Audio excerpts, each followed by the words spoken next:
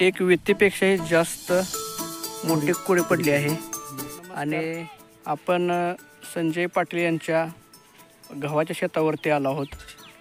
हा गव्हाचा प्लॉट तुम्ही जो पाहत आहात, या प्लॉटवरती आपण गहू ज्यावेळी पोटरी देतो त्यावेळी हॉरिझन प्लस 2 मिलीनं, न्यूट्रिकॉम्बी 1 ग्रॅमनं, 13-40-13 रोगर आणि कॉन्टॉपची फवारणी दिली होती। तुम्ही इथे पाहू शकताय जवळजवळ एक वित्तीपेक्षाही जास्त मोठी कोळी पडली आहे आणि शेतकऱ्यांना ते सांगतील त्यांना आलेला रिझल्ट। 2 मिनटं ते माहिती द्या, तुम्हाला काय बदल वाटला आपली फवारणी दिल्यानंतर?